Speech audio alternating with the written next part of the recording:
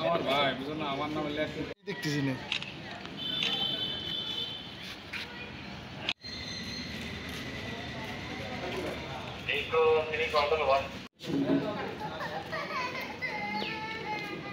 পিছনেতে ভাই বলতো না কেন?